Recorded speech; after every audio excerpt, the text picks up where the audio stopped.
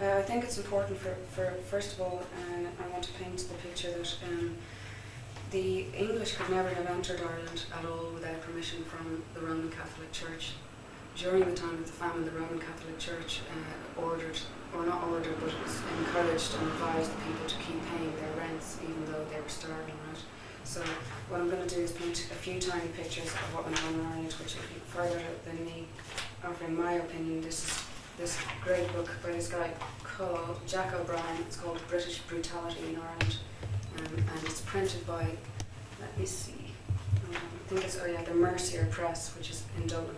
It's very hard to get to the shops for obvious reasons, but in it the guy quotes many other historians, and I think the best thing to do if we are going to talk about it is actually quote historians who wrote at the time that this stuff was actually really going on, so that most people obviously will try it on with me about I can't possibly know what I'm talking about, being a woman, etc., and not having gone to college, as our journalist friend did last time. And so in order to protect myself from the kind of anger that comes up in me when someone throws that at me, I'm just going to read this book. So bear with me, and I want to paint a little picture. So, okay, I'm completely and utterly mortified as well, so just would like to turn it right. So, okay, now, when Henry II of England landed in Waterford on the 17th of October 1171, he had with him an army of some 4,000 men and the authority of an important papal document known to history as the Bull Laudabiliter. Henry clearly meant business. He intended to secure control of the land of Ireland and to keep it. He was properly armed and his papers were in order. So far as the papacy was concerned, Ireland lay within the legitimate sphere of influence of England, and despite the Reformation, that view has been demonstrated time and time again up to modern times. What most people don't realise is the Church's involvement in what took place in Ireland and later the famine. This papal document, the Bull Laudabiliter, states clearly that in view of Henry's acknowledgment that Ireland and all islands which have accepted the doctrines of the Christian faith belong to the jurisdiction of the Blessed Peter and the Holy Roman Church, and that he, Henry, proposes to enter Ireland, A, to enlarge the boundaries of the Church, B, to proclaim the truth of the Christian religion to a rude and ignorant people, C, to subject the people to law, and D, to root out from them the weeds of vice. He, Pope Adrian, the first British Pope, agrees to the proposed invasion. The English pontiff also declares that the people of Ireland should receive the invading king with honour and revere him as their lord, provided always that the rights of the Church remain whole and inviolate, and that an annual tribute of 1 penny from every house, Peter's pence, be paid to the Vatican.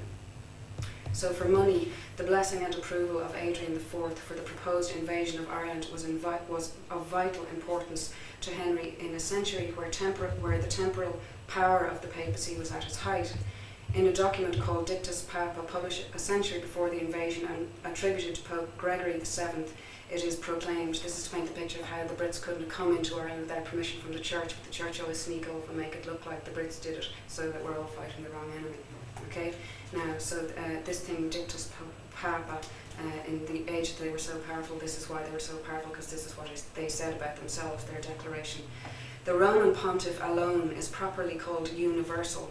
He alone may depose bishops and restore them to office. He is the only person whose feet are kissed by all princes. They used to publicly flog the kings of the world, okay? He may depose emperors, he may be judged by no one, he may absolve from their allegiance the subjects of the wicked. The Roman Church has never erred and never can err, as the scriptures testify. One of Gregory's successors, Pope Innocent III, who reigned from 1198 to 1216, reiterated these claims in even more uncompromising terms. As the moon receives its light from the sun and is inferior to the sun, so do kings receive all their glory and dignity from the Holy See. God has set the Prince of the Apostles over kings and kingdoms with a mission to tear up, plant, destroy, scatter and rebuild. So these are the people who gave permission for Henry II to come into Ireland. During the time of the famine, got to paint another picture here. When the English came in, what they did was, if say I'm a farmer and I'm living in this house, they drove the Irish out of their houses to live on their land. So I would be living in the shed in the garden, working the land paying rent to a landlord who was living in my house, but the law was that I could only eat potatoes which were grown on the land. If I grew any other vegetables, or I had chickens, or I had pigs, or I had cows, or anything else, I worked all these animals and I grew all these things, but the landlord took them all. All I could take was potatoes, and I was paying rent to the landlord for his fucking gracious permission for me to stay in my own back garden, which he robbed off me in the first place. Okay, this is the way the system was run. The English sent in their own settlers there, drove the people out to live in the mountains, made a law that they could be shot dead, literally, for eating anything other than potatoes. Okay?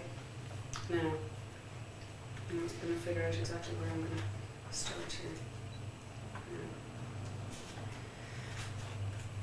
Okay. In its long struggle to gain and keep control over the Irish people, England has persistently sought to win and hold the support of the Catholic Church.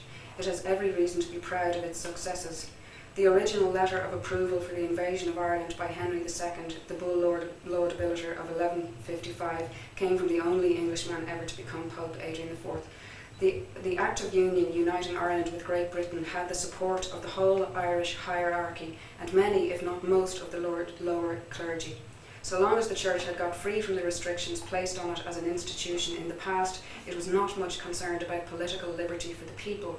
Indeed, in the struggle for political liberty, the Church, when it was not indifferent, was usually on the side of the British, as shown at the time of the Union in 1801, the repeal movement in 1842-44, the Fenians in 1867, the Plan of Campaign 1887, and in 1916-21.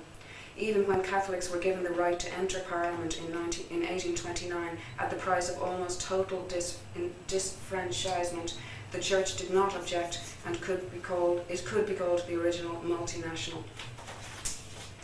Throughout the famine period, this is the most important part, throughout the famine period, and this is the key fucking issue, throughout the famine period, the Church preached the rights of property, in other words landlordism, as vigorously as the most ruthless landlords or capitalists. On the advice of their bishops and clergy, the poor paid their rents while their families were allowed to starve to death. It is related that at a meeting in the Conciliation Hall in Dublin, 1847, John O'Connell, MP, son of the Liberator, read a letter from the Catholic bishop in West Cork, in which the bishop states, "The famine is spreading with fearful rapidity, and scores of persons are dying of starvation and fever, but the tenants are bravely paying their rents." To which O'Connell exclaimed, "I thank God I live among a people who would rather die of hunger than defraud their landlords of the rent."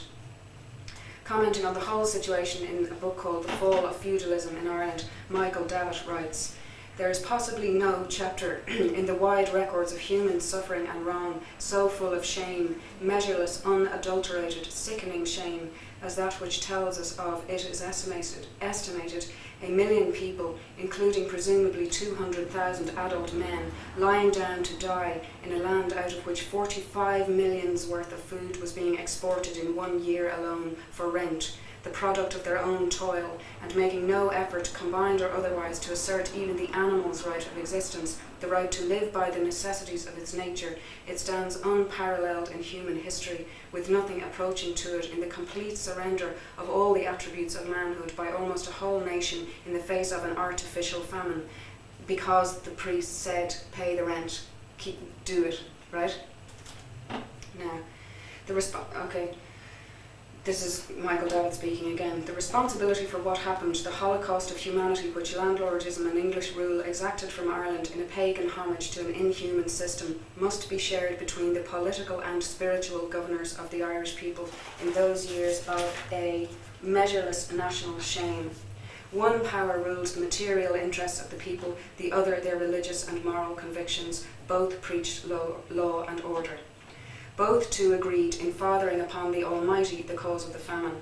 It was the visitation of God. Hundreds of thousands of women, children and men were, on this hideous theory, murdered by starvation because of some inscrutable decree of the God of the poor, who 2,000 years before had died to rescue them from the actual slavery of the Roman Empire and of other pagan powers, by his gospel, teaching and life among the working people. No more horrible creed of atheistic blasphemy was ever preached to a Christian people than this, and looking back with a shudder upon that time, one can well understand how and why it was that myriads of human beings into whose soul this moral poison had been instilled should have laid down and died in, this is in inverted commas, in obedience to the will of God, after having, again in inverted commas, bravely paid their rents. Now, most people, of course, in the church attacked people like Michael Doug for saying this, but there were two churchmen who joined with him in complaining about it. And one of them was a guy called Dr. John Hughes, who was a bishop of New York, who lectured in New York on the 20th of March 1847, saying, "I fear there is blasphemy in charging on the Almighty the result of human doings. The soil has produced its usual tribute for the support of those for whom it is cultivated.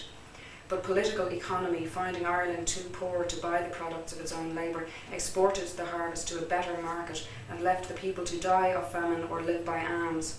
There is no law of heaven, no law of nature, that forbids a starving man to seize on bread whenever he can find it, wherever he can find it. I say to those who maintain the sacred and inviolable rights of property, that if they would have them respected, to be careful also and scrupulous in recognising the rights of humanity. Let us be careful then not to blaspheme Providence by calling this God's famine." So that's extracts from this book, which is full of millions of other historians talking about what took place during the famine. So anyone who thinks it's incorrect to suggest that it was an artificial murdering of the Irish people can read this and all the other books which are quoted in here to find out about it. So the key thing is that, and again, like the child can't heal itself until it remembers, so the nation can't heal itself until they remember.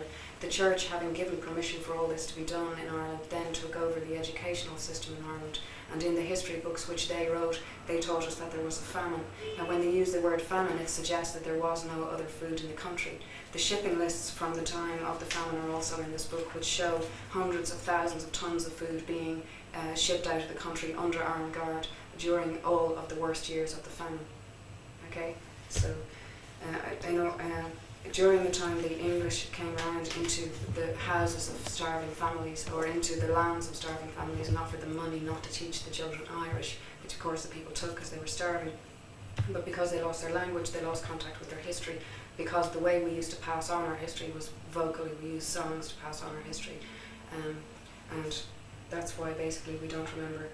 We think there was a famine, and we're all walking around the place not being able to remember what really did happen to us. And when you have grown up in Ireland and you realise what an in-pain place it is, and what with it having the highest statistics of child abuse in Europe, etc., you realise how much of that is because of this history, because of the people not knowing who they really are or where they really came from, or indeed being able to grieve the violence that they have gone through. Because it is true what Sean O'Reilly says, that how can you grieve a thing until you remember it. But the reason I think why we haven't been able to grieve it is because we've been fighting the wrong enemy, because the church are so clever that they've made us think that it was the English that did it to us, but it wasn't really. It was the church who did it for money and in the name of Jesus Christ. So, there you go. Do you ever see, just as an Irish person, the Irish nation being healed? Yeah, I do. I think. And peace. Yeah, I do. Yeah, I think it's happening already. It's happening. Yeah. It has been. It's a process. But again, I'm sure I'm not the only person to say it, but it's not only the IRA who are violent. You know what I mean? And it wasn't us who started the violence in the first place. I don't agree with the use of violence as a means of achieving anything. Almost.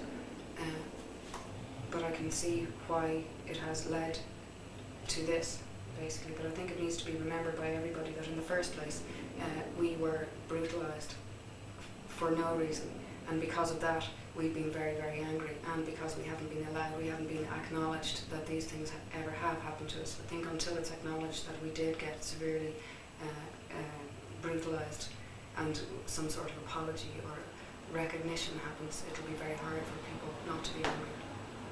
I can see why it leads to that level of violence. But it's important for everyone to be aware of the fact that it was the British and the Roman Catholic Church who brought violence to Ireland. We were a matriarchal society before the Roman Catholic Church and the British, who were their army, came in there. And in matriarchal societies there was never any warfare.